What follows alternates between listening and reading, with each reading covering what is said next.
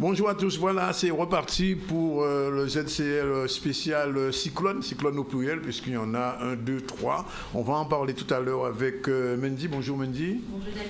Avec Jacques Dancal, notre confrère de Nouvelle Semaine. Bonjour. Bonjour Dani. Tout à l'heure, on va recevoir monsieur Christian Tenora-Baza, qui est sur la route, il doit nous écouter à la radio, puisque nous sommes Mendy. En direct sur RHT Guadeloupe 89.8. Toujours, exactement. Et donc, Christian Tenora-Baza va nous rejoindre. Plus tard, nous aurons aussi Guy Losbar qui viendra au nom du comité régional. Et vous savez que M. Chalus a installé un comité technique régional. Et puis, Mendy, on a aussi une invitée au téléphone. Je crois qu'elle est déjà là. Elle est déjà là, effectivement. Oui. Nous aurons donc en ligne avec nous Mouna. Oui. Le temps pour moi de donner les titres et on va donc communiquer avec elle tout de suite. Et après, on va rejoindre Karen Kelly et peut-être Jean-Paul Fischer en direct de Saint-Martin si les conditions téléphoniques le permettent, puisque vous savez qu'à Saint-Martin, c'est le chaos total. On y va. Voilà, donc nous sommes donc le 8 septembre. Voyons donc les titres de l'actualité.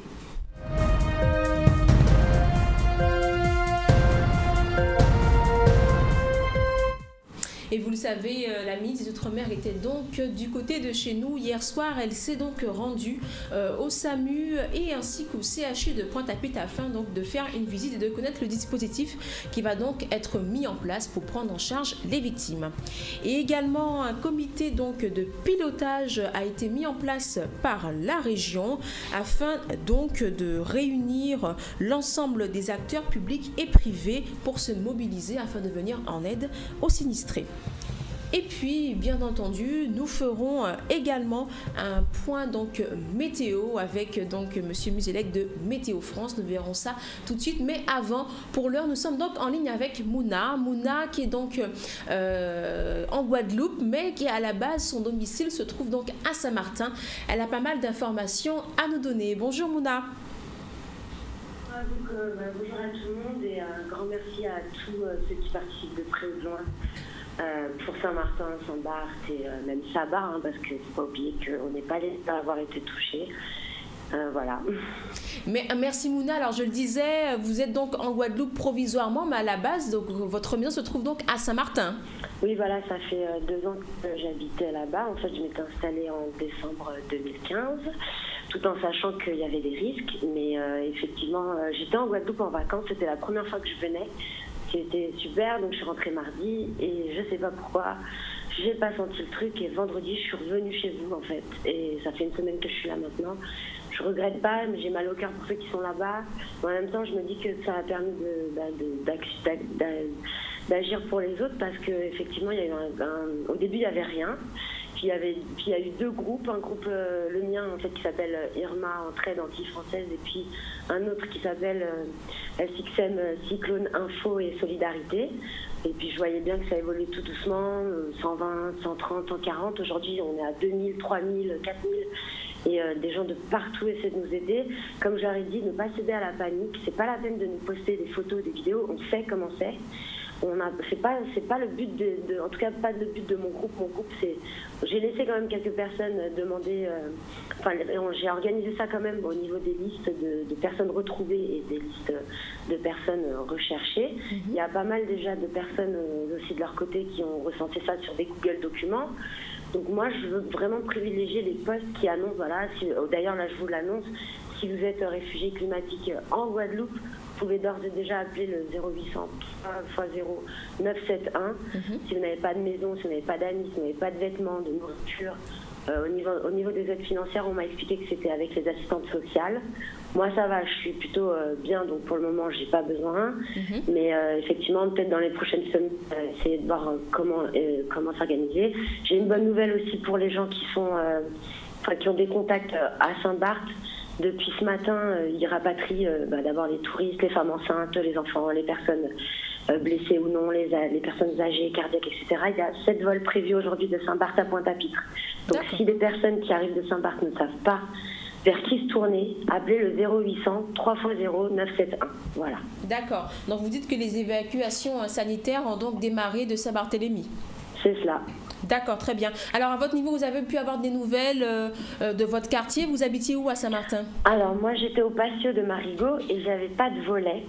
J'avais juste une baie vitrée et du coup, j'ai préféré m'en aller. Apparemment, mon voisin que j'ai pu avoir m'a dit que malgré que nos appartements sont au 2e étage, ce sont des piscines.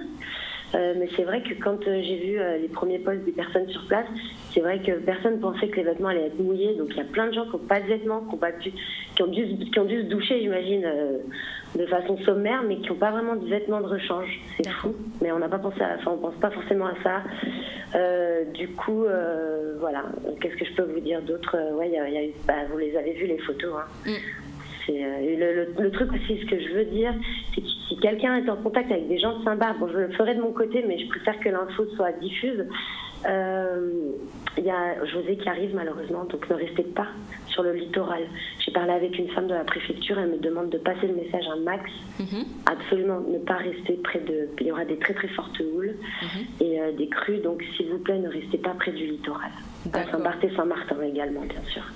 Très bien, merci beaucoup Mouna. On peut rappeler éventuellement donc le groupe d'entraide Facebook que vous avez donc créé de manière à ce que donc on rappelle donc l'objet de ce groupe, c'est de pouvoir annoncer des disparitions, c'est ça? Voilà, et rester solidaire si quelqu'un a besoin de quelque chose, si quelqu'un veut aider, si quelqu'un a besoin d'aide. On n'est pas, on fait dans aucun but autre que solidaire et d'entraide, c'est tout simplement. C'est pour le post-Irma parce que forcément, moi je sais que je suis quelqu'un qui voyage seul, qui vit seul. Donc là, c'est important d'avoir quelqu'un autour de soi, même pour discuter, même pour être rassuré. C'est important et voilà, c'est tout. Très bien. Alors le nom du groupe Facebook, Mouna? Oui, il est compliqué, désolé. C'est Irma Entraide Anti-Française. D'accord. Irma Entraide Anti-Française. Très bien. Merci beaucoup Mouna pour votre intervention. Merci à vous. Merci, bon courage. Merci beaucoup. Bien, je vais justement porter quelques petites informations qui viennent de tomber. Alors, on nous raconte qu'en ce moment, à Saint-Martin, il y a des pillages un peu partout. Plein de gens qui se baladent avec des armes, principalement des coutelas et des scènes d'agression physique en quantité pour dérober les gens, voler de l'eau, des boissons, de la nourriture, vider les magasins en général, principalement les magasins d'électronique et de nourriture. Je ne vois pas qu'est-ce qu'on peut faire avec de l'électronique quand il n'y a pas d'électricité. Les plus apeurés sont ceux de la partie hollandaise. Ils supplient pour qu'arrivent police et gendarmes et ont extrêmement peur pour leur vie, vraiment tous. Ils me disent qu'ils ont très peur pour les puits de José samedi, de José, qui arrive samedi, puisque beaucoup n'ont plus de toit chez eux et disent n'avoir aucune autre information sur la météo. Ils ne savent pas que des secours arrivent, ils ne savent pas où aller pour avoir de l'eau, de quoi manger. Leur vivre arrive à terme pour beaucoup, ils me disent, ils ne savent pas où se rendre pour espérer manger et boire. Ils parlent de chaos. Un m'a dit ce quoi dans un film que je ne connais pas. Ils ont très peur. La purge. La purge, oui. Et certains arrivent à recharger leur téléphone portable pour appeler. Je n'ai jamais vu ça. Un post-apocalypse en live. J'espère que les secours arriveront vite et en continu, en quantité qu'ils sauront relier la population là-bas ou se rendre pour pouvoir survivre, pour dévivre sans devoir s'entretuer. C'est dire que la situation, Jacques, elle est particulièrement chaotique en ce moment à Saint-Martin. Oui, c'est une catastrophe humaine et on n'en parle pas assez, je crois, parce que c'est une catastrophe humaine. Ça veut dire aussi qu'on n'est pas en capacité de la prévenir. Logiquement, on est habitué aux catastrophes naturelles. Nous aurions dû avoir des dispositifs mis en place, ne serait-ce que pour sécuriser, en amont, ne serait-ce que pour sécuriser. Oui. Et c'est une leçon qui nous est donnée, parce qu'on ne peut pas refaire le passé, malheureusement. Et c'est une leçon, puisqu'il y a un deuxième ouragan qui arrive. Nous pouvons très bien avoir le même. Mais je crois que les autorités doivent vraiment se poser la question maintenant de l'organisation quand il y a des catastrophes naturelles, quand il y a des moments de ce genre, parce que c'est comme une situation de guerre. Vous vous retrouvez avec des gens qui ont faim, qui n'ont absolument plus rien et qui étaient déjà en difficulté souvent bien avant la catastrophe et qui là, à la limite, je ne dis pas qu'ils se vengent, mais quelque part, ils essayent de rattraper un peu. C'est très humain parce qu'on le voit dans beaucoup de pays, alors qu'on le regarde à la télévision, ça a l'air loin, mais quand c'est proche de nous, on se rend compte que ça peut arriver. Après Hugo, nous avons connu des moments extrêmement difficiles aussi, des vols, des pillages, on l'a connu. Là, c'est un cas pratique qu'il faut préparer, puisque de toute façon, c'est difficile à éviter. Alors qu'on n'en est qu'au 3e jour, nous aurions pu être une semaine après, mais il faut reconnaître que globalement, la mise en route des services est assez lente, et surtout, on n'a pas l'impression qu'il y a des priorités. Alors, quelle est la priorité santé? Ça, c'est une chose, c'est inévitable, il faut absolument le faire, mais sur la sécurisation, il n'y a pas eu de priorité, surtout qu'on savait que ça allait arriver. En toute façon, ce qu'on nous remarque, et tout le monde, et particulièrement les journalistes au premier plan le remarquent, c'est qu'il y a une totale impréparation de l'État qui réagit très mal. Alors, certains nous disent que c'est parce qu'on a changé de préfet, mais on n'a pas changé de préfet et changé de pays. Le pays est toujours là, les gens sont là, les structures sont là, et on a l'impression qu'il y a un blocage qui se fait.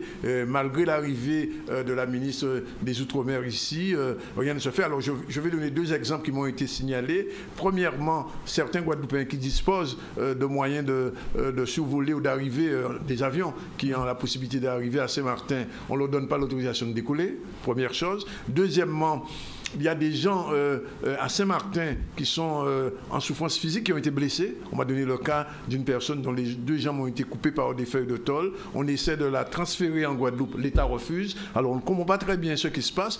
Et en ce qui nous concerne aussi, Jacques, et, il faut le dire, il y a une discrimination par rapport aux journalistes. Parce que, comme toujours, quand il y a ici des journalistes venus de France, on a l'impression que nous, journalistes guadeloupéens, nous n'existons plus. Alors, ce qui est très dommage d'ailleurs, parce que nous aurions pu être d'une grande utilité, tout simplement parce qu'on avait des confrères qui étaient sur place, qui ont subi le cyclone, donc qui ont une vraie connaissance du terrain. Il y a aussi la notion de réseau, c'est-à-dire que nous avons la possibilité de travailler entre nous. Et c'est vrai que c'est une pratique malheureuse qu'il faut dénoncer. Chaque fois, effectivement, qu'il y a une presse nationale qui va arriver ou que les médias nationaux s'emparent d'un événement ici, il ne devient plus le nôtre. Ça devient un événement national parce que peut-être qu'il faut faire du buzz avec. Résultat, la presse locale, effectivement, elle est écartée, elle n'est au courant de rien, n'est pas associée aux décisions qui sont prises, n'est pas informée. Voilà, n'est pas informée. Donc on le sait parce que des fois les collectivités, le conseil régional fait l'effort effectivement de toujours informer les médias, mais globalement l'État ne le fait pas.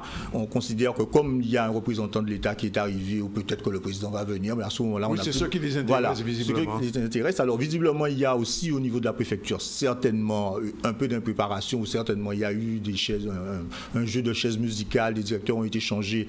Il y a certainement aussi. Ce sont des chaises plutôt silencieuses. Plutôt silencieuses en ce moment. Je crois aussi qu'il y a aussi ces problèmes de positionnement et que chacun joue sa propre partition dans l'affaire. Mais il est clair que c'est une très, très, très mauvaise stratégie parce que globalement, on a besoin de tout le monde.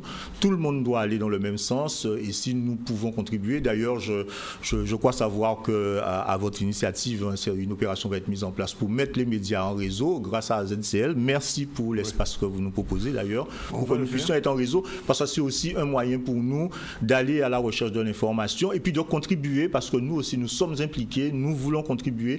Il est anormal que nous qui sommes les intermédiaires dans cette affaire-là, nous n'ayons pas accès à toutes les informations. Alors, nous allons prendre une initiative. Alors, il faut dire que j'ai eu ce matin le président de l'UJMJ, je veux parler de Jocelyn Durizo, qui proteste énergiquement contre cet état de fait, cette discrimination à l'égard des journalistes guadeloupéens et autres. Et aussi, nous allons prendre une autre initiative, c'est-à-dire que nous allons essayer de contacter nos confrères de la Caraïbe, parce que nous avons des journalistes, entre guillemets, sinistrés, aussi bien à Antigua qu'à Saint-Martin d'ailleurs, puisque vous savez qu'il y a des journaux qui paraissent à Saint-Martin qui ne paraissent pas depuis les événements. Donc, ces journalistes, nous avons une solidarité à exercer à l'égard de nos confrères. Tout à fait. Nos confrères qui ont des problèmes pour se loger, des difficultés pour travailler. Nous cherchons effectivement non seulement à rentrer en contact avec ces personnes-là, pour pouvoir les aider, puis parce que c'est aussi une contribution normale dans notre secteur, nous devons aussi penser à cela, parce qu'eux aussi, ils contribuent à faire circuler l'information, à faire connaître ce qui se passe chez eux, et si eux, ils sont maintenus dans le silence, il est clair que ça ne sert à personne. Bien, alors, donc aujourd'hui, nous sommes dans une situation très difficile pour Saint-Martin. On va essayer d'entrer entré en relation tout à l'heure avec Karen Kelly. Je ne sais pas si elle nous entend et si elle pourra le faire au vu des conditions très difficiles de la météo encore. Alors, il y a autre chose, c'est pas une polémique, mais il faut le dire, sur les informations météorologiques, on a l'impression qu'il y a un petit retard ici. Alors, quand on est déjà en vigilance orange ici, bon, pour la mer, on peut le comprendre, pour Saint-Martin, c'est vigilance cyclone, mais sur la qualification du cyclone qui arrive, on a l'impression que là aussi, il y a un petit flottement, puisqu'il y a plus de 2 heures, on pouvait déjà annoncer que le cyclone Josie, ou José, comme on dit en espagnol, était de catégorie 4, alors qu'en Guadeloupe, on était toujours en catégorie 3. Oui, c'est un peu curieux. Alors, on ne sait pas si c'est parce qu'il y a peut-être une volonté de ne pas affoler ou une imprécision. C'est d'autant plus gênant qu'actuellement, on a accès à une large palette de diffuseurs d'informations concernant la météorologie, notamment avec les sites américains, les satellites. Les Guadeloupéens sont au courant et voient l'évolution des phénomènes. Et bon, évidemment, ça aboutit parfois à des mauvaises informations, parce que chacun interprète comme il veut. Mais il est clair que l'organisme officiel qui est censé donner l'information juste et qui est vérifiée, on a effectivement l'impression qu'il y a un léger retard, ou en tout cas un hiatus entre ce qui peut se passer réellement et ce qui est annoncé. Mais je crois aussi savoir que Météo France dépend largement donc de la préfecture aussi. Donc voilà, je crois qu'il y a une lourdeur administrative qui a été introduite dans cette affaire-là, qui est extrêmement dangereuse, comme pour tout ce que vous avez dit tout à l'heure. Oui. Il est clair qu'à partir du moment où on introduit de la lourdeur dans une situation d'urgence, c'est absolument ingérable. Et c'est une situation d'urgence humanitaire. En plus, on a tendance à l'oublier. Alors, j'ai un autre exemple à donner. C'est l'exemple de la Seine-Samar. Vous savez, la Seine-Samar, entre guillemets, c'est le constructeur de Saint-Martin. Et donc, il y a là-bas beaucoup de maisons qui ont été construites, vous le savez, de résidences qui ont été construites là-bas. Et les gens de la Seine-Samar, aujourd'hui, ont des difficultés à faire venir des Guadeloupéens de la Guadeloupe vers Saint-Martin, parce que les travailleurs, les salariés de la Seine-Samar ont subi le cyclone, ils sont fatigués, épuisés, et donc d'après ce que j'ai compris, on souhaiterait les faire rentrer entre guillemets du 109, premièrement pour les travaux, deuxièmement pour faire un petit peu le point, et là aussi blocage au niveau de la préfecture, personne ne vole, uniquement les militaires, et pour l'instant rien ne fonctionne. Et c'est un petit peu dommage, et je pense qu'il fallait le dire. Alors je profite de l'occasion pour rappeler à nos téléspectateurs qu'ils peuvent intervenir sur le 0590 96 10 10, que nous sommes en direct sur RHT, Radio Haute Tension, et que pour l'instant nous allons revenir à l'information en attendant notre ami Christian Abazac, Anténo Abazac, qui viendra justement faire le point sur la situation réelle et exacte des cyclones de Irma qui en ce moment passe sur la Floride, après être passé sur Haïti, puis sur Porto Rico, Haïti et une partie de la République dominicaine, maintenant va attaquer l'île, le pays, les États-Unis. Alors, j'ai vu une information essentielle tout à l'heure. Les 4 anciens chefs d'État américains, Barack Obama, vous avez mis des Bush, pas Reagan, comment ça s'appelle, Carter. Et l'autre Bush, tous les 4, ils ont fait une déclaration commune. C'est la première fois, c'est historique ça, demandant au peuple américain d'être solidaire au regard de ce qui s'est passé au Texas, puisque vous savez que Harvey, le cyclone précédent, a totalement détruit une partie du Texas. Et là aussi, ils ont, et un peu après, le nouveau président qu'on critique souvent, Donald Trump, est venu dire, et cette solidarité s'étend aussi à Irma. C'est exceptionnel. Bref, on va y revenir. Il a demandé d'ailleurs aux gens de dégager la route pour laisser passer tout à fait, tout à fait. Voilà. Alors, on revient à l'actualité guadeloupéenne ou guadeloupéenne avec Mendy. On va développer le journal en attendant l'arrivée de M. Guy Losbar pour le comité technique de la région. Il va au comité opérationnel, il va être là tout à l'heure. Et aussi notre ami Christian Abazac, Anténo Abazac, qui fera le point sur l'évolution de la situation. Mendy, c'est à vous. Et justement, je propose qu'on démarre ce journal avec un point météo, puisqu'on le disait, sommes-nous en vigilance, même pas sommes-nous, l'ouragan est-il en force 3, est-il en force 4? Nous sommes donc allés à Météo France, donc un petit peu avant ce JT, de manière à interroger M. Mzilek au micro de Michel Héraclide.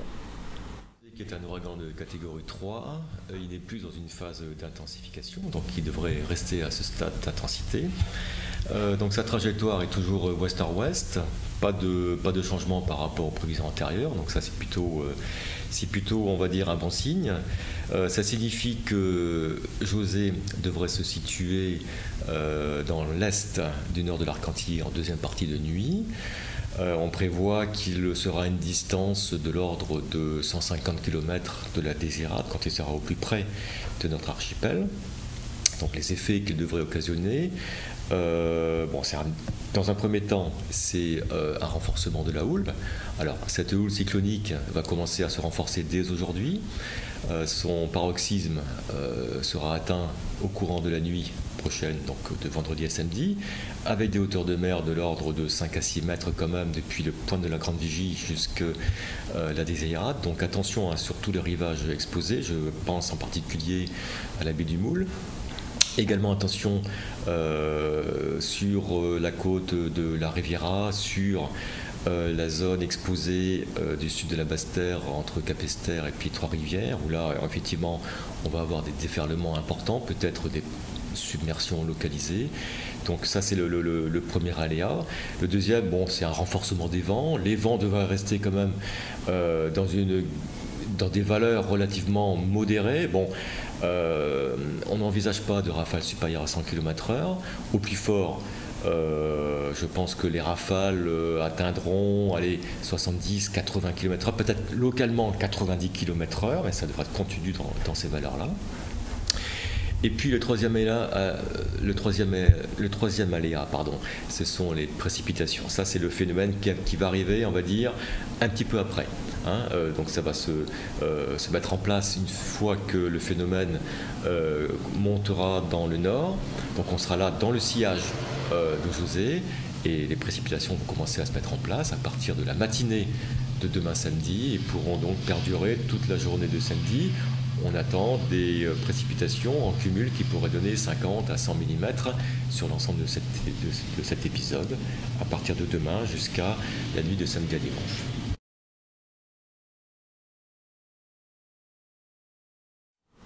Et notez également qu'un séisme de magnitude 8,2 a frappé donc le Mexique ce matin. Le bilan pour l'instant fait déjà état de 26 morts et d'importants dégâts. D'ailleurs, une alerte tsunami a été déclenchée pour les États-Unis. Également, une petite annonce donc de la préfecture. Alors, vous l'avez entendu, les évacuations sanitaires ont donc déjà démarré.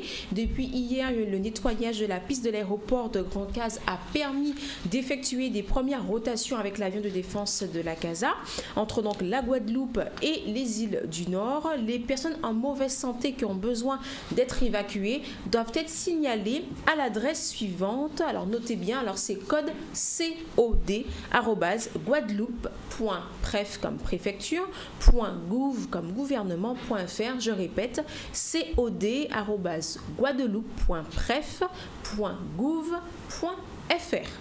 Voilà pour l'information. C'est tout, on a tout vu. On a encore de l'information. Je continue. On continue effectivement. Oui. On continue très bien. Avec la visite de la ministre, je vous le disais en titre, hier soir, Madame Annick Girardin, la ministre donc des Outre-mer, a rendu visite au personnel du SAMU et également au CHU de Pointe-à-Pitre afin donc de connaître le dispositif qui va être mis en place donc pour prendre en charge les premières victimes en provenance de Saint-Martin et de Saint-Barthélemy.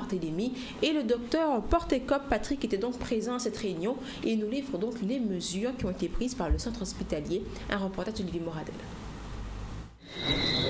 Des femmes et des hommes sur le terrain, tantôt désespérés parce qu'ils n'ont plus rien et un premier bilan c'est un peu tôt.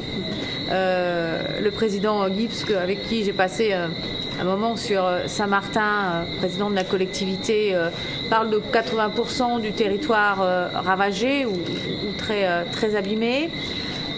Je dirais que Saint-Barthélemy a été plus épargné que Saint-Martin, mais les constructions ne sont pas les mêmes, ça s'explique.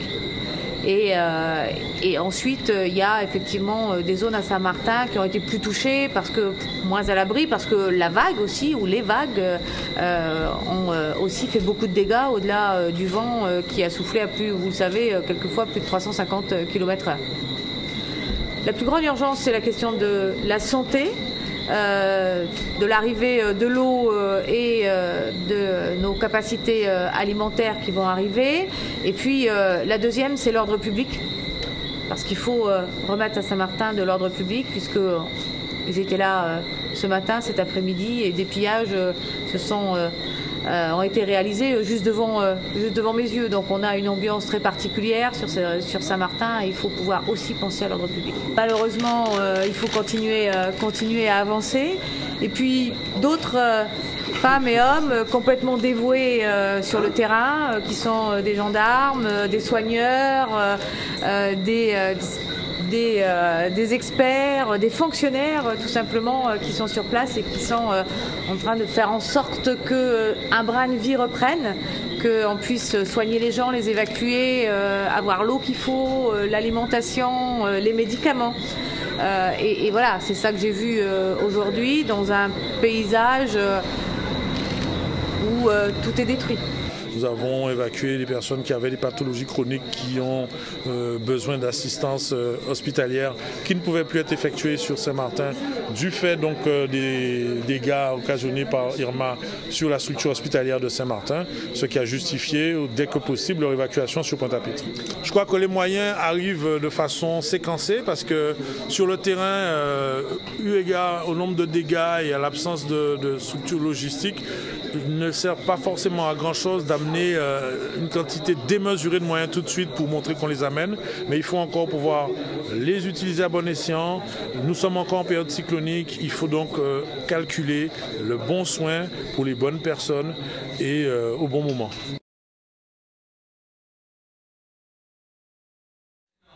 Voilà, effectivement, nous vous l'avions dit, nous sommes en contact, en relation directe avec Karen Kelly, notre consoeur de l'ex-GTV, mais qui est à Saint-Martin. Karen, bonjour. Karen? Ah, Danick, bonjour. Bonjour, alors bien heureux de vous savoir en bonne santé d'abord avant tout, et savoir que vous êtes en capacité de répondre à quelques questions. Alors, un petit mot, quelle est la situation au jour d'aujourd'hui, hein, avant de parler de ce qui s'est déjà passé? Alors, la situation aujourd'hui, je dirais que c'est l'heure de l'organisation, dans le sens où on a été pris de court, pas par manque de bonne volonté ou de capacité, tout simplement parce qu'il s'agit d'un phénomène, on l'a répété, on l'a dit, complètement inédit. Aujourd'hui, on a vu arriver déjà des renforts, des centaines de renforts. On a commencé à voir arriver un peu des vivres, mais des vivres utiles, des bâches pour s'organiser, surtout pour l'arrivée de José, qu'on nous prévoit en catégorie 4. Donc, je vous assure que quand vous avez déjà les 2 bras coupés, oui, que vous tenez à peine sur une demi-jambe, là vous êtes effondré, et malgré tout les gens essaient de rester concentrés, pas confiants, pas désespérés, concentrés. On essaie de rassembler le peu de force qu'on a pour tenter de... Et puis, la question n'est même plus d'essayer de sauver des maisons ou autres, on essaie de sauver nos vies désormais. Karen, on nous signale beaucoup d'actes de pillage et de vandalisme. D'autant plus, on essaie de sauver nos vies, d'autant plus effectivement qu'il y a ces phénomènes, pas simplement malheureux, ces phénomènes vraiment... voilà, c'est très dur de se dire que les personnes avec lesquelles on vit au quotidien sont capables de tels actes. On voit les gens piller, et pas piller de la nourriture, on les voit piller des maillots de bain, des micro-ondes, des télés, des drones. Et ça, c'est pas on m'a dit, j'ai vu, ce sont des scènes auxquelles j'ai malheureusement assisté. On voit aussi la population commencer à s'organiser et commencer à adopter des mesures de représailles. Hier soir, il y avait en fait des personnes qui donnaient un peu des exemples de scènes que l'on peut voir à Marigot, et pour les qualifier, ils parlaient carrément de Far West. La situation, elle est tendue. Pour autant, les pouvoirs publics, les élus sont à pied d'œuvre aussi pour apporter des solutions aux populations, des populations, comme on peut s'imaginer, qui sont désespérées. On ne demande plus aux gens est-ce qu'ils ont perdu des biens, on se contente de dire est-ce que ça va, et la réponse est on est content, on est en vie. Oui, alors, Karen, outre ces scènes de pillage, de vandalisme, on a vu sur les réseaux sociaux, les Saint-Martinois, aujourd'hui, on ne sait toujours pas le nombre de victimes définitivement. Est-ce que vous avez un chiffre autre que le chiffre officiel de 8 personnes décédées? Alors, ce n'est à ce point pas définitif qu'aujourd'hui encore, j'ai rapporté des trouvailles en fait, il y aurait des corps qui auraient été retrouvés. Je pense que même le bilan humain est vraiment encore difficile à être tenu, d'autant plus que nous avons ce problème de communication qui joue contre nous. Je rappelle qu'aujourd'hui c'est une île qui n'est pas alimentée en électricité, il y a juste le quartier de l'hôpital hier qui a pu être alimenté car c'est un quartier prioritaire. Certains malades ont pu être évacués, il y en a d'autres qui sont encore évacués aujourd'hui. Il n'y a pas d'eau, il n'y a pas d'électricité, on commence à avoir des poubelles s'amonceler. Donc il laisse aussi courir un risque sanitaire important. Pour autant, l'ARS, on était sur le port ce matin, l'ARS aussi a envoyé un véhicule. En fait, toutes les énergies, toutes les bonnes volontés sont, je crois, à leur maximum et désormais, on ne peut plus s'en remettre qu'à la Providence. Alors, Karen, quelle est la situation de l'infrastructure? On a parlé de 95% des maisons détruites. Tantôt, j'entends le chiffre de 65%. Quelle est la réalité aujourd'hui? Alors, je ne suis pas mathématicienne. Je ne saurais établir ce type de compte dans des circonstances pareilles. Alors, je ne sais pas si c'est tant qu'il reste 95% des maisons ou... Toutes les maisons sont impactées. Même quand vous voyez une maison de l'extérieur qui semble rien avoir, quand vous rentrez, c'est un désastre. C'est un champ de ruines. Tout sera à refaire, tout sera à repenser avec cette nouvelle inconnue qui s'appelle les ouragans, ou cet inconnu, voilà, ouragan hors classe. D'accord. On ne sait pas en fait. Aujourd'hui, vraiment, on dit qu'il ne faut pas insulter l'avenir et plus que jamais, je crois qu'il faut être très prudent, très humble et faire preuve de bon sens, tout simplement. Alors hier, le président de la communauté, M. Gibbs, disait qu'il faudrait, par rapport au cyclone qui arrive, enfin l'ouragan qui arrive, José, évacuer des Saint-Martinois. C'est la solution? Je ne sais pas, moi, si ce que le président de la collectivité avance, j'imagine que c'est réfléchi, que c'est pensé. Nous, ce que je peux dire au niveau de la population, pour le moment, les gens s'organisent. Oui.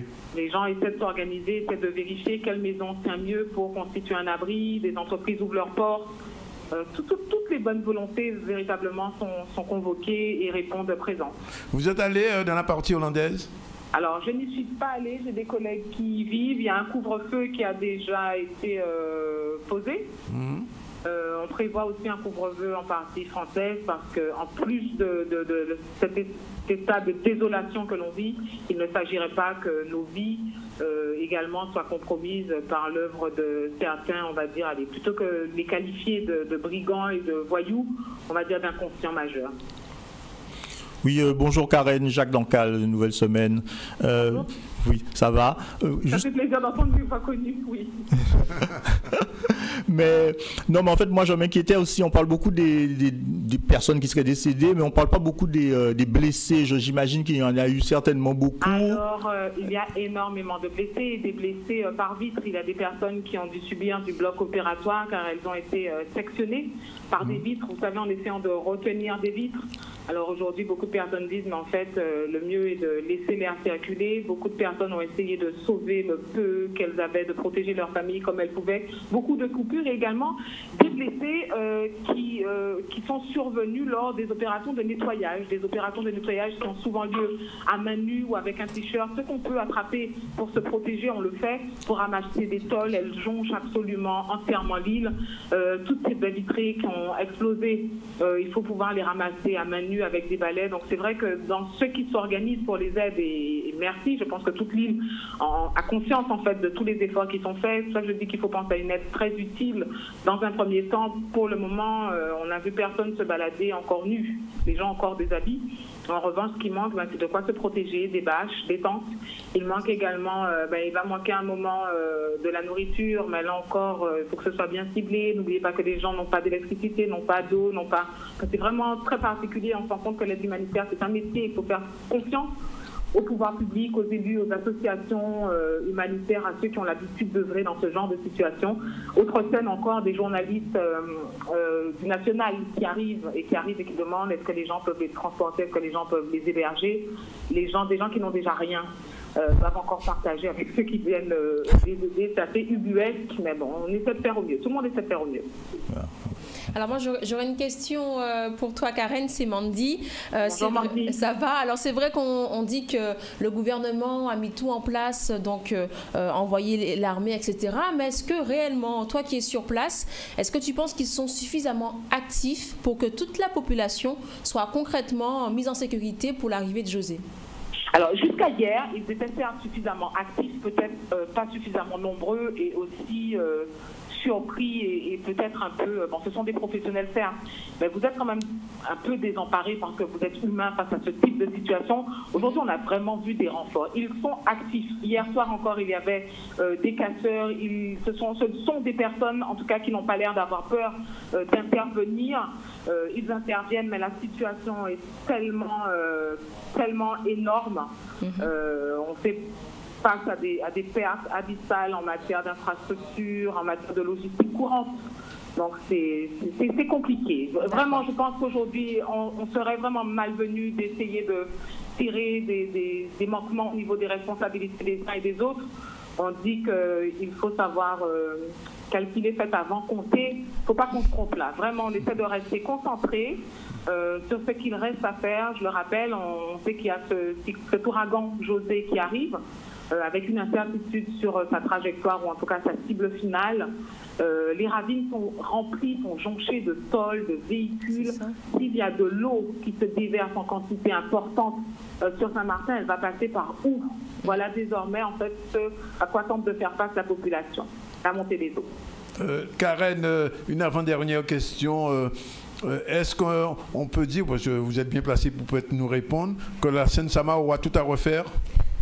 Alors, je ne pourrais pas parler à la place de la Seine-Sama. En revanche, ce que je pense, c'est que toute l'île est à refaire, effectivement. Oui. Et vous-même, comment vous avez, c'est la dernière question, comment vous avez vécu le phénomène dans cette nuit de samedi à dimanche?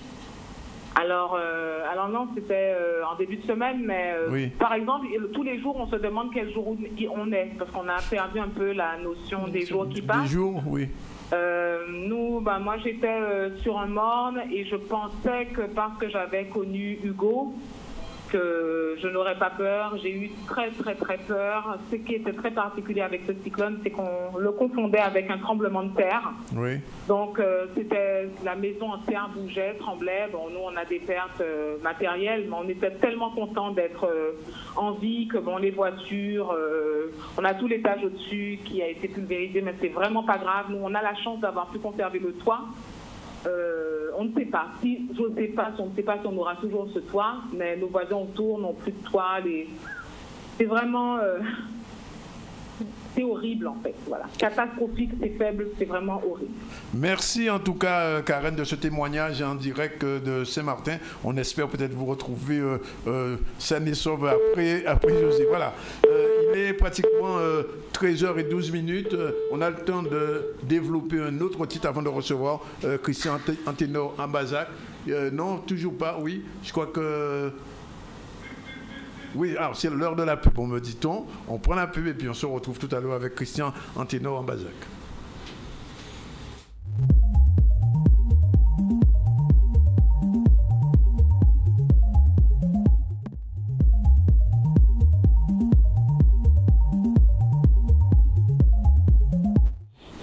Voilà donc en ce jeudi 8 septembre 2017, voyons donc les titres de ce journal.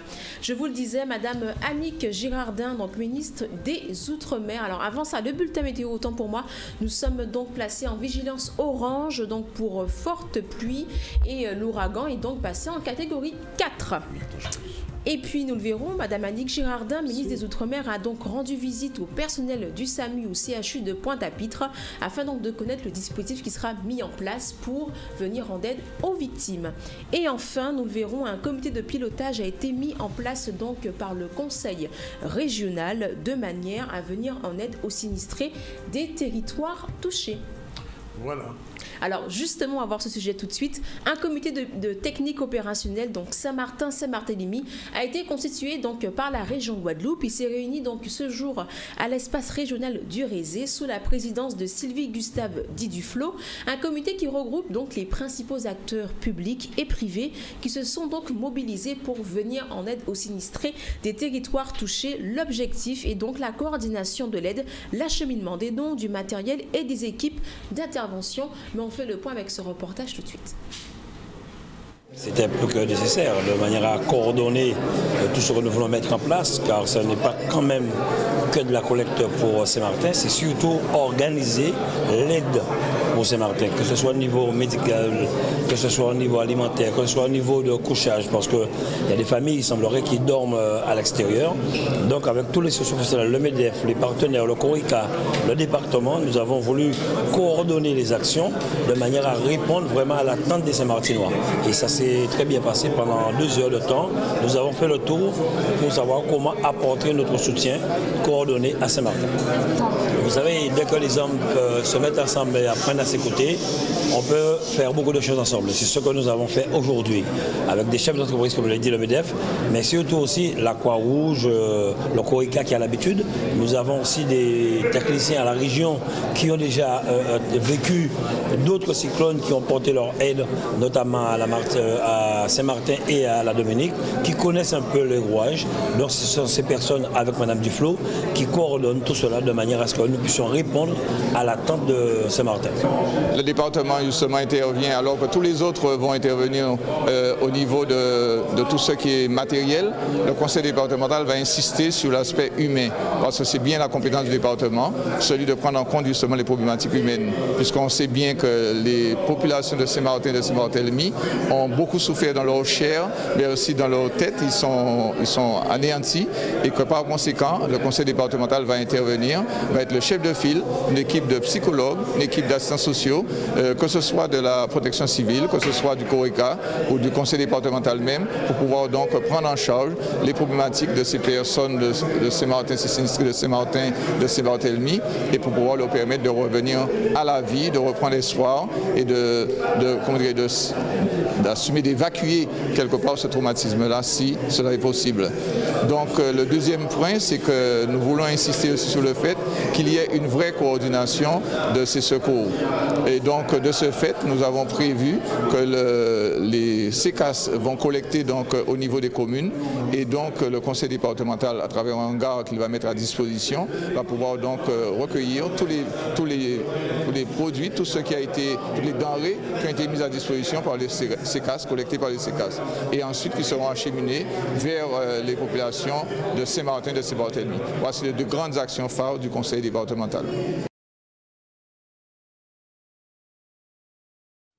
Voilà, il est 13h22 dans le ZCL spécial IRMA. Avant de recevoir Guy Losbar, vice-président de la région, et notre ami Christian Ténor à Bazac pour parler du cyclone. Et puis, bien évidemment, on va recevoir aussi par téléphone Jean-Paul Fischer. Enfin, c'est prévu. Si les conditions téléphoniques le permettent, on aura avec nous Marie-France Gougiot-Etna. Pour l'instant, on prend notre dernière page de pub et on se retrouve tout à l'heure pour parler avec tous ces gens-là et puis vous donner tout le maximum d'informations.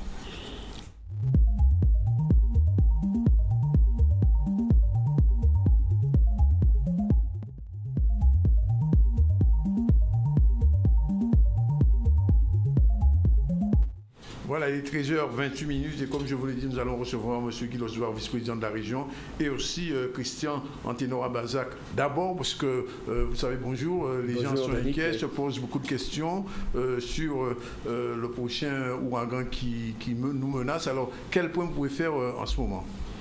Bon, ben, le point qu'on peut faire en ce moment, c'est un petit peu, on va remonter quelques jours en arrière pour Irma. C'est un petit peu comme Irma, c'est-à-dire qu'on a... C'est la même trajectoire, c'est vrai que c'est la même trajectoire. C'est pas exactement la même trajectoire, mais actuellement le cap est le même. Oui. C'est-à-dire que le cyclone se dirige dans les mêmes conditions que Irma à un certain moment vers nous. Vers plus loin de nous. Pas vers nous, pas vers nous, petit bourg. D'accord. Et donc, n'est-ce pas, M. Losbar ? Et donc, j'ai pas pensé à ça. J'ai pas fait exprès. Et donc, en fait, il va frôler frôler la Guadeloupe. J'espère qu'il va frôler relativement loin. En plus, donc, là, il est quand même moins fort, moins puissant qu'Irma, donc on devrait avoir... Moins fort, ça veut dire quoi? Parce qu'il est en catégorie 4. Irma, à ce moment-là, était déjà catégorie 5. Hein. Oui. Donc les vents sont supérieurs à 208 km/h, c'est ça que ça veut dire. Quand je parle de vent, c'est toujours de vent moyen, soutenu pendant une minute. Pas jamais de rafale. Hein. Les rafales, ça compte pas. Et donc, il va passer donc, près de nous dans le cours de la matinée de samedi matin, fin de nuit de vendredi à samedi, donc cette nuit, et courant matinée de samedi. Et il risque d'avoir la trajectoire qui lui permettra de passer sur les îles du Nord. Il risque? Eh bien, c'est mal parti. Donc les îles du Nord risquent de recevoir un nouveau phénomène, certes nettement moins violent, mais dans les conditions dans lesquelles ils sont, il ne faut pas qu'ils aient de pluie, il ne faut pas qu'ils aient de vent. Alors un ouragan classe 4, c'est quand même pas rien, et c'est malheureux, mais je crois qu'il faut vraiment qu'ils fassent attention. Alors pour la Guadeloupe continentale, entre guillemets, pas de soucis majeurs? Je ne pense pas qu'il y ait de crainte majeure à avoir, sauf si l'ouragan dévie. Bon, je dirais qu'il y a 90% de chances que les trajectoires soient respectées, que les prévisions de trajectoire soient respectées, mais les phénomènes naturels, il peut toujours avoir un petit aiguillon qui va faire que le truc va faire passer peut-être plus près de nous. Je ne pense pas quand même. Soyons optimistes. Et le fait qu'on soit seulement en vigilance orange aujourd'hui, c'est... Attention, il y a 2 échelles de vigilance. Oui. Nous sommes ici en Guadeloupe en vigilance orange pour mer dangereuse. Oui. Uniquement pour la mer. Uniquement dans la mer dangereuse. Nous ne sommes pas en vigilance orange cyclone. Ça n'a rien à voir. Oui. D'accord. La différence, c'est quoi? La différence, c'est que le phénomène n'est pas le même. Là, on a une houle qui arrive de José qui va bousculer la mer. Donc, les gens indésirables, les ondes de l'Atlantique vont d'abord recevoir ces vagues qui vont déferler. Les gens sur les 50 plages géométriques aussi? Évidemment. C'est-à-dire que ceux qui sont au bord de la mer, ils vont repasser de l'eau de mer, ça c'est clair. Mais ça, c'est l'affaire de chacun. Hein. On n'a pas qu'à construire de l'eau avant. Hein. Oui. C'est toujours le même problème. Hein. Et donc, on est en vigilance orange effectivement pour tous ces gens qui fréquentent la mer ou qui sont en bord de mer. Attention, problème de mer, vent, pluie, orage un petit peu, mais à mon avis c'est pas fondamental. Par contre, Saint-Martin-Saint-Barth sont en vigilance orange, mais cyclone. C'est pas la même chose. Ça veut dire que le cyclone est susceptible de passer sur eux entre je sais plus 72 heures, 36 heures à peu près, enfin 48 heures. Donc, enfin même pas moins de 48 heures. Moins de 48 heures. Donc c'est vigilance cyclone pour Saint-Martin-Saint-Barth et nous c'est vigilance habituelle, classique pour état de la mer. Alors on va revenir tout en détail sur autre chose, mais une dernière question. Nous sommes en période cyclonique, il risque encore d'avoir d'autres phénomènes après Katia, après Irma, après... La période cyclonique, c'est une période définie par des individus, par des humains. Et on a décidé que la définition de la période cyclonique, c'est que ça va du 1er juin au 30 novembre. D'accord. Et on a décidé que cette période-là correspondait au passage de 99% des phénomènes d'une saison. Oui. Donc on a 99% des cyclones qui peuvent se produire dans cette période-là, qui vont se produire dans cette période-là. C'est ce qu'on appelle la saison cyclonique, ça c'est une définition. Et il reste toujours 1%. Et le 1%, on a des cyclones qui peuvent se produire à n'importe quel moment de l'année, ça dépend des conditions météorologiques du moment. Oui. D'accord ? Ma mère, qui était née en 1927, a connu des cyclones en janvier, février, mars. Et on a eu il y a 2 ans le cyclone Alex en janvier, le 13 janvier je crois. On a eu Arlène, ou c'est l'inverse, peut-être cette année on a eu Arlène, et Alex il y a 2 ans, qui s'est produit en janvier et en mars. Donc il y a toujours une proportion d'événements qui se produisent en dehors de la dite saison cyclonique, qui est une saison gérée par des humains, quoi. C'est pas la nature qui gère ça. On va y revenir tout à l'heure. Bonjour monsieur Guy Losbord. Alors la région Guadeloupe a pris aussi les choses en main. Alors on va entrer dans le vif du sujet sans trop tourner autour du pot. On a l'impression ici que l'État était totalement impréparé. Qu'est-ce qui se passe ? Oui, donc bonjour. Je profiterai d'abord pour exprimer notre solidarité aux compatriotes de Saint-Martin, Saint-Barthélemy, mais aussi toute la Caraïbe. Il est vrai que la région, dès l'annonce de cette période cyclonique, on a mis en place une cellule, d'ailleurs, qui est présidée par Sylvie Duflo. On a vu le reportage tout à l'heure, d'ailleurs. Tout à fait, donc, et où nous avions intégré les autres composantes, notamment l'État, et puis tous les services nécessaires pour, dans le pareil cas. Et depuis l'événement qui s'est produit au niveau de Saint-Martin, donc nous avons activé un certain nombre de choses, notamment avec les différents partenaires. Notre volonté, c'est d'être facilitateur, de pouvoir coordonner l'ensemble donc des actions de manière à ce qu'on puisse être le plus efficace possible, puisqu'il ne s'agit pas de collecter n'importe quoi. Donc c'est pour cela qu'on a fait le prêt avec le président de la collectivité. D'ailleurs, hier, en introduction de notre réunion, il a eu à s'exprimer et nous dire quels étaient les besoins véritables. Après, le souci, c'est l'acheminement vers Saint-Martin. Et ensuite, on a vu, une fois que les produits arrivés, il y a toutes les problématiques liées à la distribution, où là aussi, on veut s'appuyer au niveau donc, des différentes de la collectivité de Saint-Martin.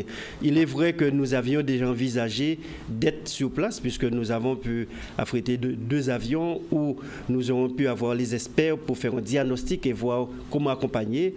Jusqu'à aujourd'hui, on n'a pas pu avoir ces autorisations. Madame Sylvie Gustave, il devait aller en tout à fait. Semble-t-il. Donc aujourd'hui, avec le directeur des services techniques de la région, avec un certain nombre d'administratifs qui ont eu l'occasion de participer à de telles crises, aussi bien à Dominique, en Martinique et autres.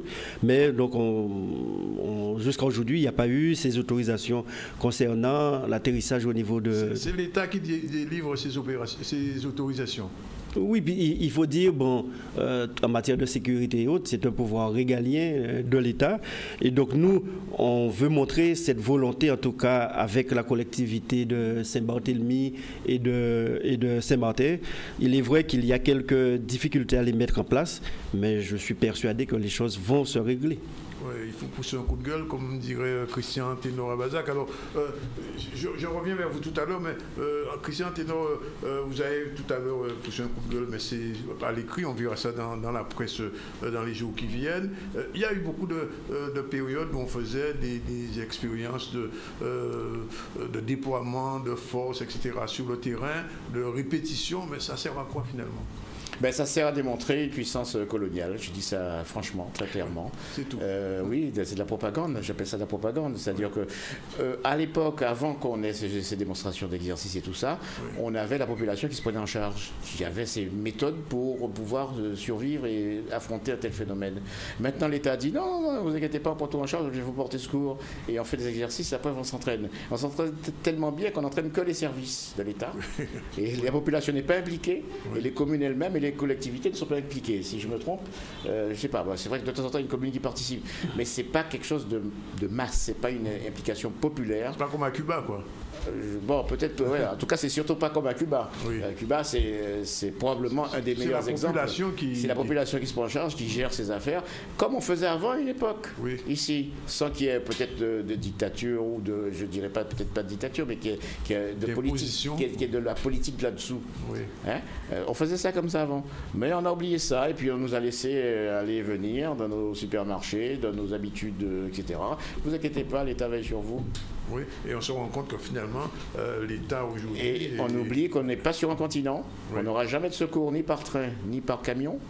Alors que Cuba, c'est suffisamment grand pour qu'un impact ne soit pas total sur toute l'île. Donc il y a notre partie de l'île qui va porter secours à la partie sinistrée. Nous, on serait impacté totalement. Et ça aurait été la Guadeloupe, ça aurait été le même problème.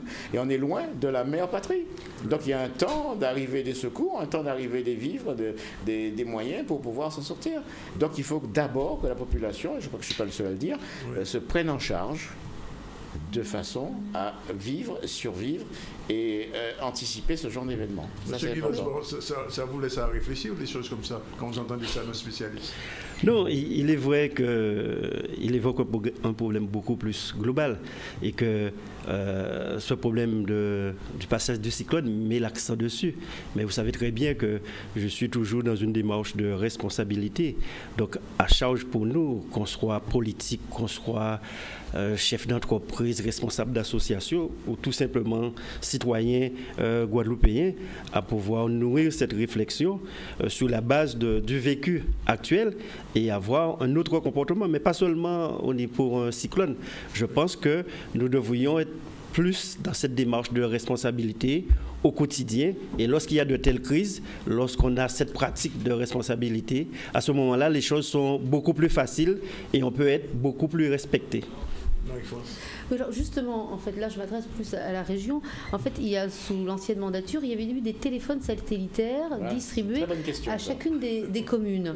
Et en fait, je voulais savoir aujourd'hui, quand on a vu effectivement, même Guadeloupe Première n'était pas capable de communiquer, même les médias ne pouvaient pas, les envoyés spéciaux ne pouvaient même pas communiquer et envoyer les informations en Guadeloupe. Est-ce que la région ne se dit pas qu'il faudrait renforcer ce dispositif et mettre des téléphones satellitaires à disposition? Mais il y en a déjà eu. Hein. Oui, il y en a eu absolument. Il y en avait. Oui, mais alors voilà, la question c'est où sont-ils? Puisqu'en fait, on a eu le sentiment que personne n'était relié avec personne.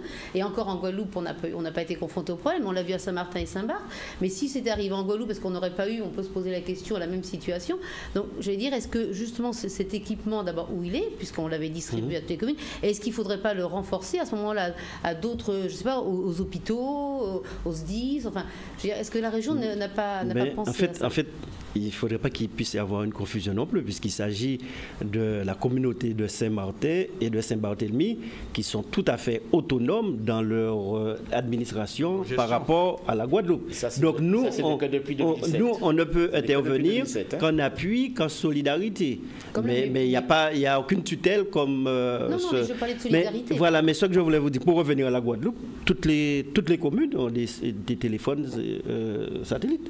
Toutes les communes. Oui, mais alors pourquoi ne pas l'élargir à d'autres comme donc toutes les communes et tous les organismes qui sont concernés dans le cadre de la gestion du plan obsèque, à ma connaissance, il n'y a pas ce souci. Je peux vous dire, je suis maire de Petit-Bourg, il y a des téléphones salutaires, le SDIS, enfin la Croix-Rouge, enfin toutes celles et ceux qui sont concernés. En tout cas, sont dotés donc de ces téléphones. Et même au niveau de la région, il y a un ensemble de téléphones. Maintenant, effectivement, l'interrogation qu'on peut avoir, c'est comment on ne peut pas être connecté avec Saint-Martin, qui eux aussi, en principe, disposent de téléphones satellitaires. Donc, c'est quelque chose qu'il va falloir peut-être sans doute approfondir et expliquer par la suite. Puisque même si le réseau Orange ou autre est détruit, on sait que le principe avec les télé... D'ailleurs, c'est le but. C'est que quelle que soit la situation, qu'on puisse être en situation d'être... Et je pense que ça aurait été fort appréciable pour Saint-Martin et Saint-Barth si pendant la journée où ils étaient injoignables, il y a eu quelques téléphones satellitaires. Mais en fait, il y a eu quand même des contacts... il y en a eu quelques-uns, oui, il y a eu quand même des contacts avec Saint-Martin. Moi-même, le jour même du cyclone, j'ai pu appeler Jean-Paul Fischer, j'ai pu appeler le président de la collectivité, enfin un certain nombre de personnes. Et ces téléphones, ils sont opérationnels parce qu'on me dit, je viens de recevoir un tweet me disant qu'il faut payer l'abonnement, que l'abonnement n'a pas été payé. C'est clair qu'il y a un abonnement à payer. Non, mais en tout cas, les téléphones satellitaires fonctionnent. Oui. Bon, c'est clair qu'il y a une carte SIM et qu'il faut payer l'abonnement. Et puis après, donc... C'est un système que je connais très bien puisqu'on l'avait à l'Observatoire et on l'a toujours. Le problème des téléphones satellitaires, c'est il y a deux choses à voir. Premièrement, il faut les entretenir. Oui. Il faut les maintenir en état de fonctionnement, donc recharge batterie périodique, parce qu'il n'y a pas plus fragile qu'une batterie quand elle n'est pas rechargée régulièrement et entretenue. Et deuxièmement, le mode d'emploi, savoir l'utiliser et savoir à quel moment le déployer, comment le déployer. Ça, c'est un aspect. Et puis, il y a quand même un autre aspect que je voulais souligner, c'est qu'il s'agit d'une crise majeure. Et on le voit très bien, en situation de crise majeure, il n'y a pas d'autorité, il n'y a pas de pompiers, il n'y a pas de militaires, il n'y a pas de secouristes capable d'agir tout de suite. Oui. Hein? C'est la population qui va dans son quartier, à l'endroit où elle sera, je vais dire un mot vulgaire, s'auto-démerder à survivre et à essayer de transmettre des informations. Et il n'y a pas d'autre moyen, dans les premières heures en tout cas. En fait, je ne partagerai pas tout à fait, puisqu'il ne faut pas qu'on puisse comparer peut-être la situation de Saint-Martin aujourd'hui, où on a vu la préfecture, la gendarmerie, l'hôpital, qui ont été complètement détruits. Mais ce que je veux expliquer, c'est que dans toutes les communes, il y a des cellules, il y a une organisation qui est mise en place avec des abris et autres qui sont remplis en fonction du niveau de risque, qui est doté d'un minimum qui est imposé par l'organisation et qui permet en quelque sorte de faire le lien. Oui. Ce qu'on ne dit pas très souvent aussi, c'est que nous, au niveau de la Guadeloupe, souvent, lorsque nous sommes en vigilance rouge, orange et autres, souvent les populations dans les zones à risque ne veulent pas se déplacer. Donc on doit envoyer la gendarmerie, on doit envoyer la police, on doit faire des interventions avec mégaphone. Et je vous assure, pour Cyclone José, moi je demanderais même à ce qu'il puisse y avoir une décharge des personnes concernées, parce que là aussi, il faut qu'on puisse le reconnaître. Sur Petit Bout, il y avait 9 abris.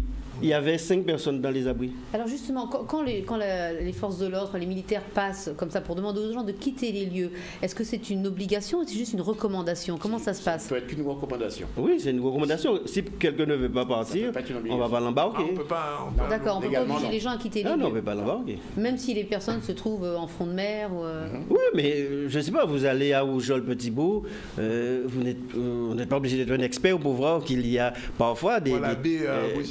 Voilà, voilà, donc... à Grand-B.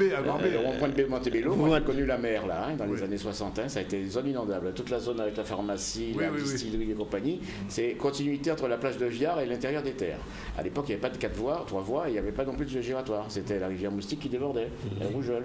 C'est un classique de la Guadeloupe. Ça peut arriver, la rivière bien sûr, ça peut recommencer. C'est un classique de la Guadeloupe. De même que l'endroit où se trouvaient les anciens marchés conseils, Carrefour du Gazon, j'ai fait du bateau là, moi. J'ai fait du bateau, donc il faut savoir que là où on peut avoir des problèmes. En fait, la situation est là, c'est toujours la même, hein, c'est-à-dire qu'on est dans une situation où, quelque part, on est dans une situation de crise où tout est complètement déstabilisé. Donc il ne faut pas compter sur qui que ce soit pour faire des choses. C'est le rodage de tout le monde qui doit fonctionner ensemble. Alors, il y a des choses qui sont quand même particulières sur l'Osbar. Ça ne nous concerne pas, mais enfin, il faut en tirer des leçons. La sous-préfecture, enfin la préfecture de Saint-Martin est partie en morceaux. Alors, bon, on peut le comprendre, c'est arrivé en Haïti pour le palais du gouvernement. Mais quand on voit le 10 qui est là à la sortie de Pointe-à-Pitre, à Pointe-à-Pitre, à la sortie de Pointe-à-Pitre, il y a une caserne de pompiers. Non, il n'y a pas ce 10 à la sortie de Pointe-à-Pitre, il y a Dotémar. C'est à Dotémar? Est-ce que ça peut résister C'est tout neuf, là, je crois que l'endroit où ils sont là, c'est pas mal. Oui. Il n'y a pas de problème là. Le problème, c'est la qualité de la construction après. Ça, oui, c'est ça, c'est la question que j'avais posée. On verra ça quand il y aura un cyclone ou un autre événement. Non, mais, je suis désolé, mais il faut être très pragmatique. On a un appel téléphonique du président du RSI, je crois, qui veut intervenir. On va le prendre puisque le 80... Oui, merci.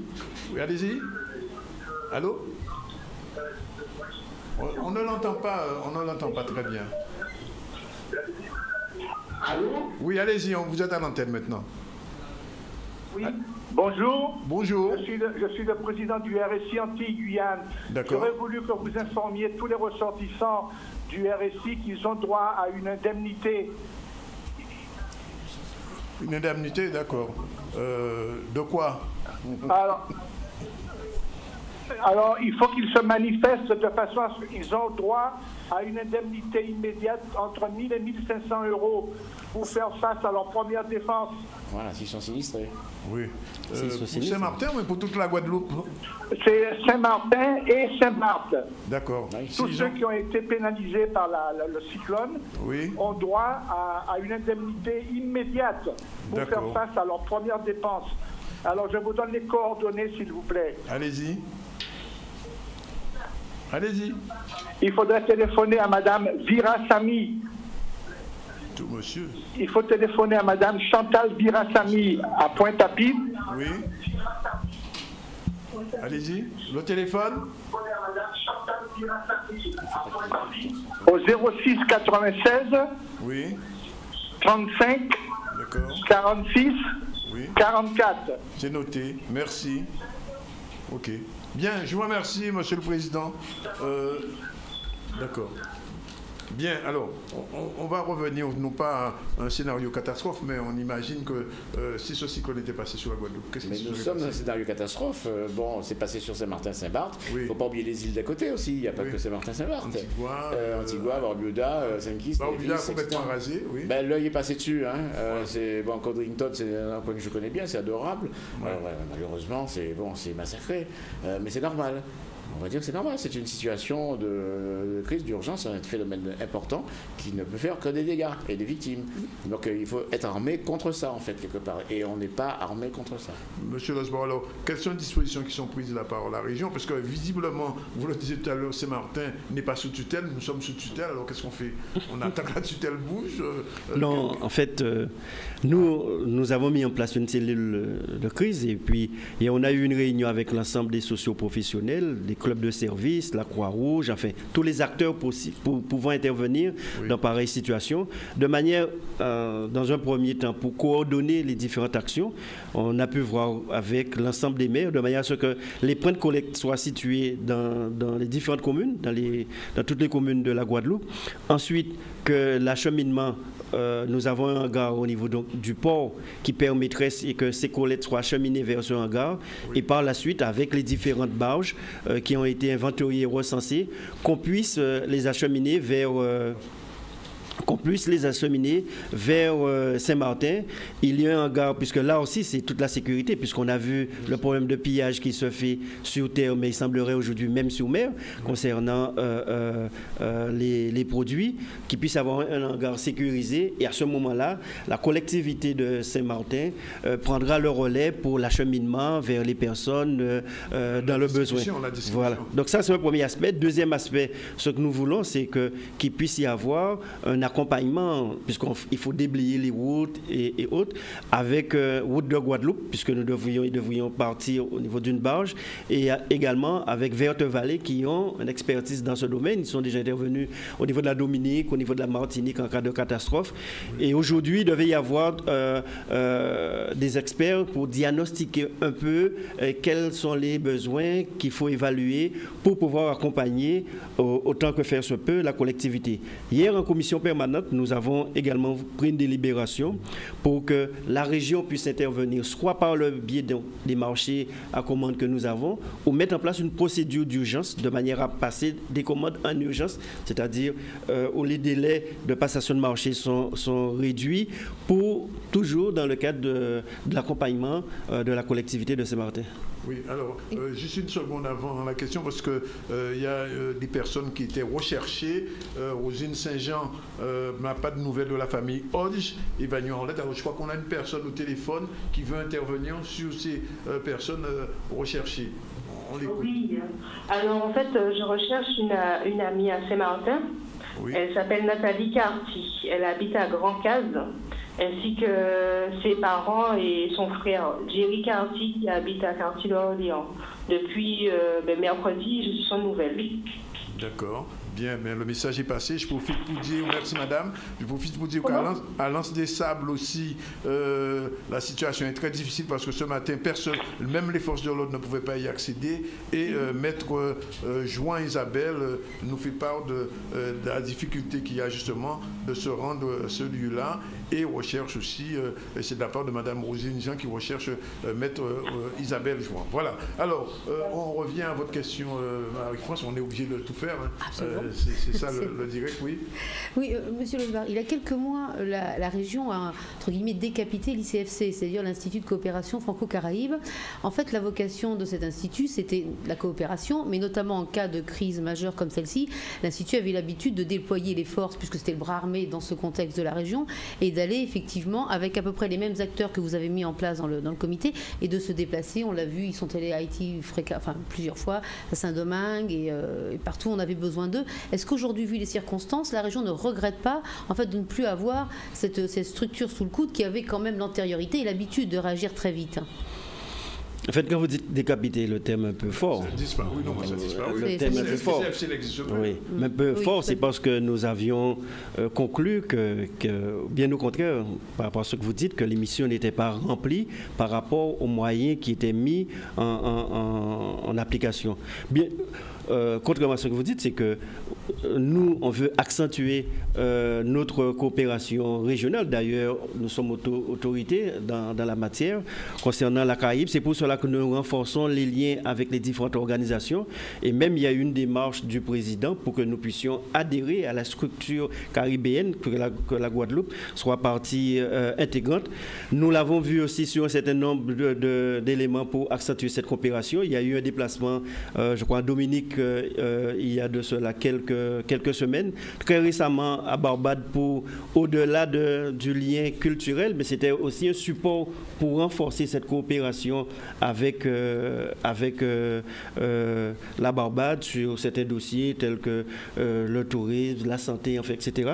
Donc il y a plusieurs initiatives de ce type que je pourrais... Il n'y a pas d'organisme centralisateur, c'est ça la question. Oui, c'est ce qui existait avant, c'était son rôle en fait. Parce que non, en fait, il y a un organisme centralisateur, sauf que c'était à l'initiative, c'était une association à l'initiative donc de la région. Vous avez d'autres associations qui interviennent fortement au niveau de le CORECA, qui personne ne peut remettre en cause, personne ne peut remettre en cause son expertise. Et d'ailleurs, ne serait-ce que pour dans ce cas, pour cette crise, il est comme un support pour mettre en place un certain nombre d'actions. Mais il y a l'organisme au niveau des différents États dont la Guadeloupe n'était pas membre et pour lequel nous avons formulé cette adhésion de manière à ce que, au-delà des aspects, la coopération classique, sportive, culturelle, ce que nous voulons qu'il soit beaucoup plus approfondi en termes de développement économique et sur les grands dossiers concernant la Guadeloupe. C'est cher l'adhésion à CTO. J'étais à la réunion à la Barbade avec le président, enfin c'est juste une parenthèse, le secrétaire général de la CTO.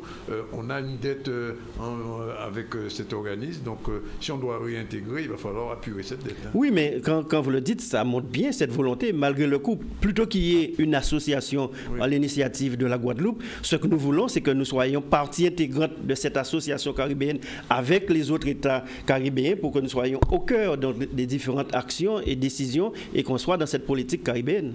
On a un appel téléphonique qu'on va prendre, il est déjà 13h55. Allez-y, Zébris.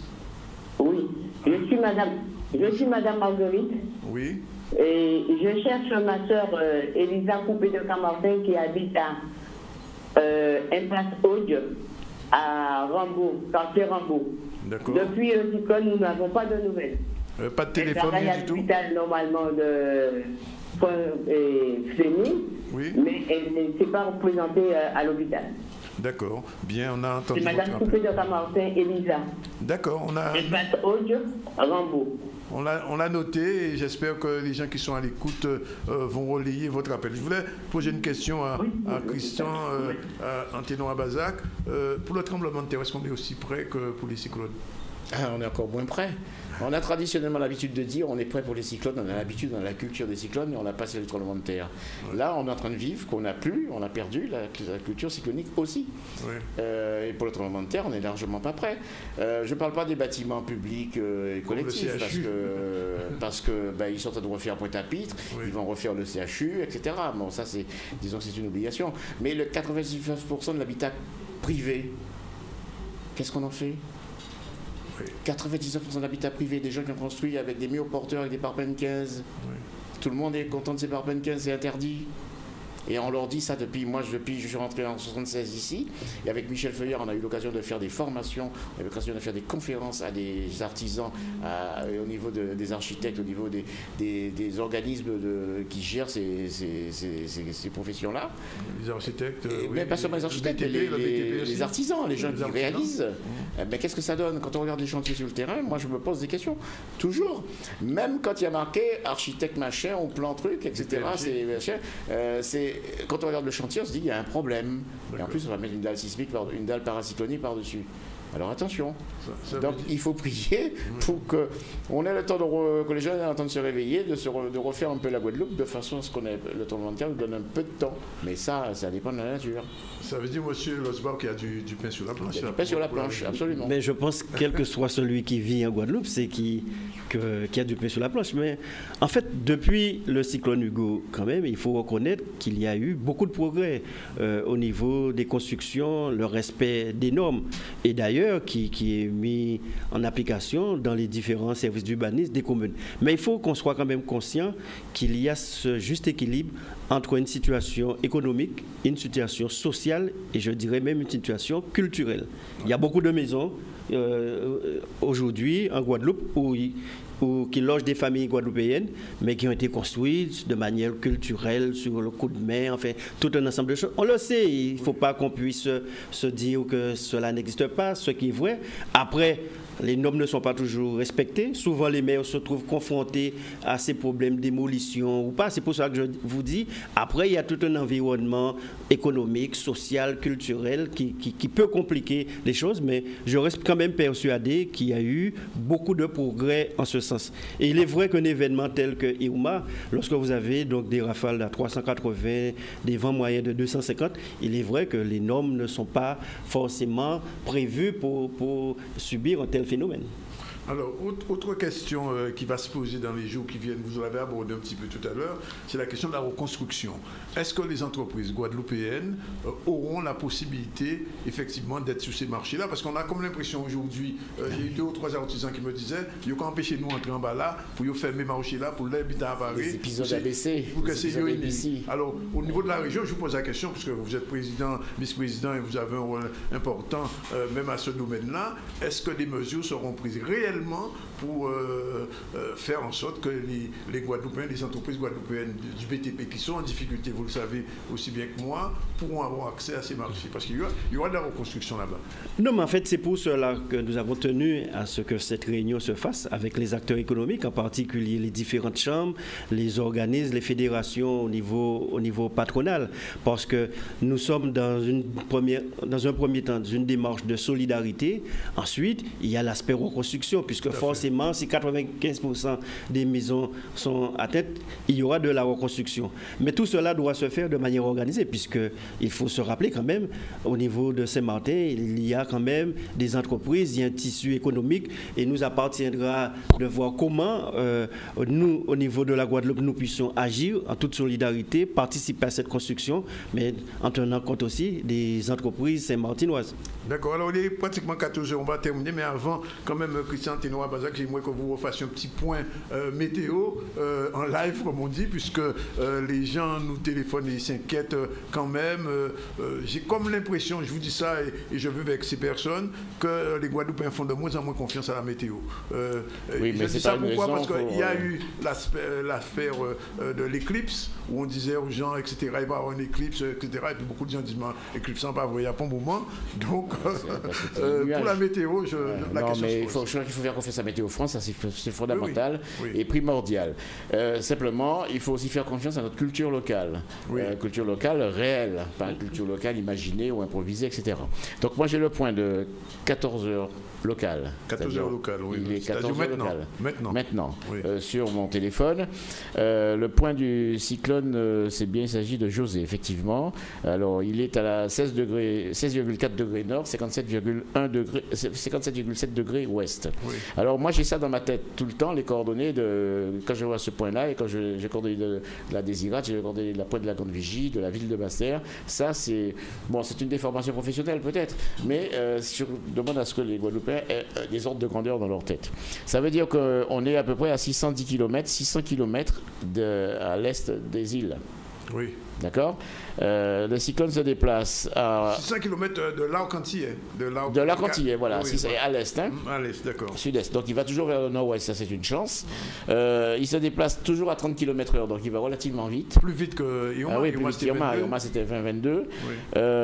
Par contre, les vents sont à 240 km/h, vent soutenu. Il y a un problème de culture. Les gens mélangent vent soutenu et vent en rafale. Ça n'a rien à voir. Les vents en rafale, c'est rien du tout. C'est impressionnant comme chiffre, hein, mais ça ne détruit pas. Ce qui détruit, c'est l'énergie transportée par les vents moyens. Et donc les vents de 240 km/h moyens. D'accord. Je signale que la limite pour que l'ouragan soit de classe 5, c'est 252 km/h.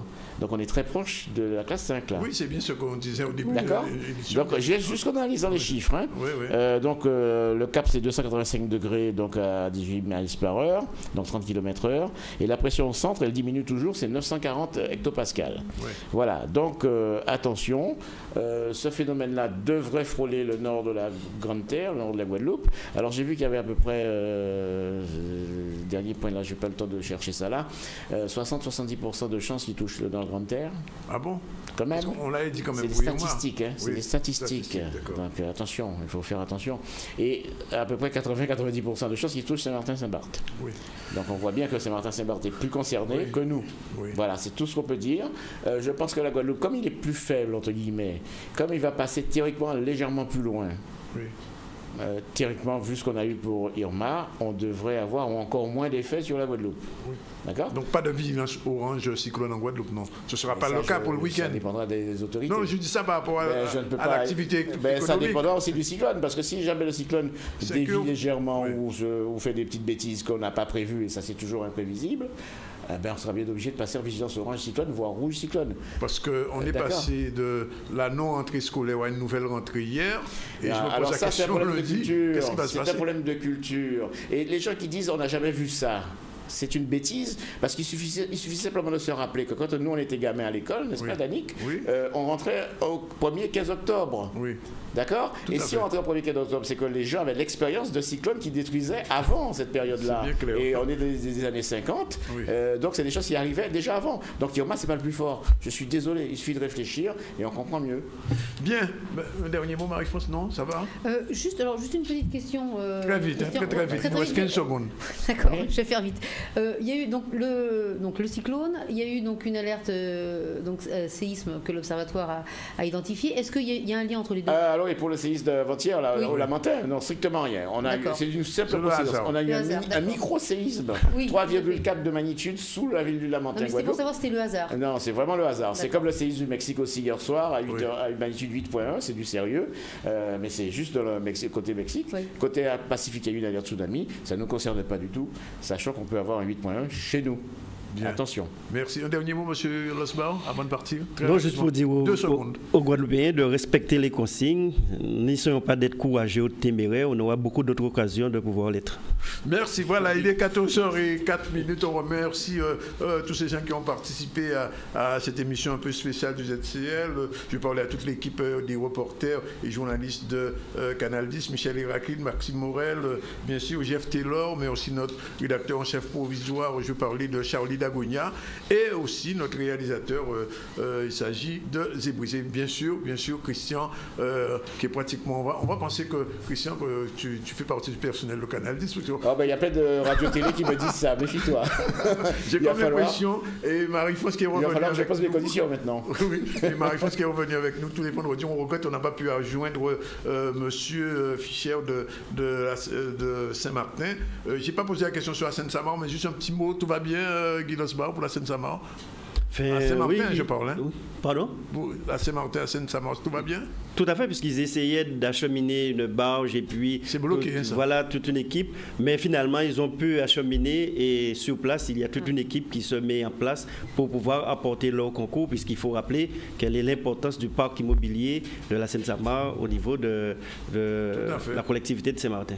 Voilà, merci. 14h05, on se retrouve lundi, sauf si les choses se dégradent encore ici. On se retrouve lundi en ZCL pour une prochaine édition. Sinon, restez, comme on dit, branchés sur Canal 10, mais aussi sur RHT ou notre diffuseur en radio, où vous avez la possibilité de suivre, comme vous n'êtes pas à la télévision, mais vous pouvez prendre le 89.8 et suivre nos émissions. Voilà, c'est fini pour aujourd'hui. Rendez-vous lundi en ce qui nous concerne, mais Canal 10 reste 24 heures sur 24 branché sur l'actualité de la Guadeloupe.